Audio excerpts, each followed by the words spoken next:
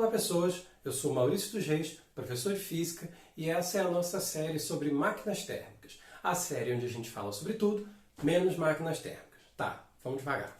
Vamos lá. A ideia é a seguinte, a gente já viu que para entender as máquinas térmicas a gente tem que entender as trocas de calor. A gente também viu que os processos que acontecem lá dentro de um motor, eles acontecem com gases. Então a gente tem que entender processos que acontecem com os gases que fazem com que eles transformem, sejam capazes de transformar energia térmica em energia mecânica, gerar movimento através de uma troca de calor. Bom, para isso a gente falou sobre as variáveis de estado nos gases. Agora, o que está acontecendo com o gás lá dentro do motor? O que está acontecendo com o vapor lá dentro da máquina a vapor, por exemplo, que faz com que ele seja capaz de realizar trabalho? Bom, o vídeo de hoje é sobre isso. Vamos lá. Transformações termodinâmicas. A gente diz que aconteceu uma transformação termodinâmica com o gás toda vez que ocorreu um processo que envolve mudanças nas variáveis de estado. Se a temperatura variou, se a pressão variou, se o volume variou, a gente diz que o gás passou por uma transformação termodinâmica. Essas transformações podem ser descritas através de uma equação, que a gente chama de equação geral das transformações. Essa equação se dá nos gases ideais quando você não tem troca de massa com o material, quando não perde gás e quando não entra gás no sistema. Ela é válida porque a fração pressão vezes volume dividido pela temperatura ao longo de todo o processo permanece sempre constante. Então a gente pode dizer que PV sobre T em uma determinada etapa vai ser igual a PV sobre T em uma outra etapa. Por isso a gente coloca P', V' e T' para dizer que é uma outra pressão, um outro volume, uma outra temperatura depois que passou pela transformação. Beleza? A gente vai ver inclusive que essa equação ela vai ficar muito simplificada em várias ocasiões. Vamos lá. Como é que a gente representa essa transformação num gráfico? Para isso, a gente usa o diagrama que a gente chama de diagrama PV. É como se ele fosse um gráfico da pressão pelo volume. Ah, por que a gente não pode fazer pressão pela temperatura? Bom, porque aí seria diagrama PT, esse negócio de PT não está muito na moda não. Mas além disso, por que a gente não faz temperatura por volume? Seria um diagrama TV. Em tese, todos os dois seriam muito possíveis. Por que a gente faz PV? Bom, por uma série de praticidades que envolvem alguns cálculos que a gente consegue fazer usando a geometria desse gráfico e a gente vai ver em vídeos futuros. Mas o que importa por hora é que a gente representa o estado termodinâmico de um sistema através desse diagrama da pressão pelo volume.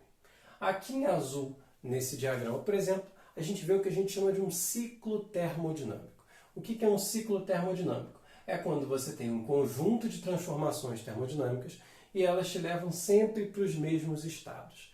Cada uma dessas letrinhas aqui, A, B e C, representam um estado termodinâmico. Um determinado valor de pressão, volume e temperatura para aquele sistema. Então, por exemplo, nessa primeira transformação, ela sai do estado A para o estado B. Depois ele vai passar do estado B para o estado C e depois do estado C para o estado A. Tá bom? Essas três transformações aqui que eu escolhi representar para vocês são três transformações muito especiais. Porque o que acontece? Como a gente tem três variáveis de estado, controlar as três ao mesmo tempo, às vezes é muito complicado. O que a gente faz para uma transformação ser mais fácil de ser controlável? A gente faz com que um daqueles parâmetros permaneça constante. Por exemplo, nessa transformação de C para A, repare que o volume do gás tinha um determinado valor e ele não mudou ao longo do processo inteiro. O volume do estado A e do estado C são o mesmo volume e a reta permaneceu o tempo inteiro na vertical. Então, se o volume permaneceu constante, a gente diz que essa transformação foi uma transformação isocórica. Okay? É o termo que a gente usa para transformação especial quando o volume dela não muda. De B para C. De B para C, repare que quem não muda é a pressão. Tanto B quanto C têm o mesmo valor de pressão e esse valor não muda em nenhum momento da transformação. Quando uma transformação tem pressão constante, a gente chama ela de uma transformação isobárica. E por fim, de A para B. Bom, de A para B, como a temperatura não aparece no gráfico, vocês vão ter que acreditar na minha palavra. Se é dado no problema que a transformação de A para B não envolve variação de temperatura, é dito que a temperatura é constante, isso a gente diz que é uma transformação isotérmica. A temperatura permaneceu constante. Tá bom? Lá para frente, depois que passar o Enem, se estiver lá feliz na sua faculdade de Física, de Engenharia, de Matemática, as boas faculdades que você pode fazer, né? Você vai ver que é possível sim, olhando para um gráfico, reconhecer o formato da curva de uma isotérmica. Mas aqui, por enquanto, não é necessário. Sempre que a transformação for isotérmica, você vai ter isso informado no problema. Isocóricas e isobáricas não. É facilmente visível no gráfico quando o volume não varia, porque é uma linha vertical, e quando a pressão não varia, porque é uma linha horizontal. Então, saber reconhecer essas duas transformações especiais olhando para o gráfico é bastante importante. Mas vamos lá.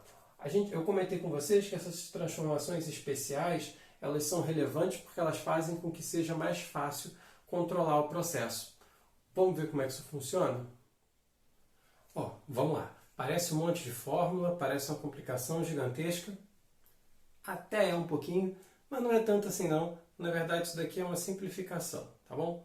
Vamos lá. Vamos pegar a nossa primeira transformação aqui, a isocórica.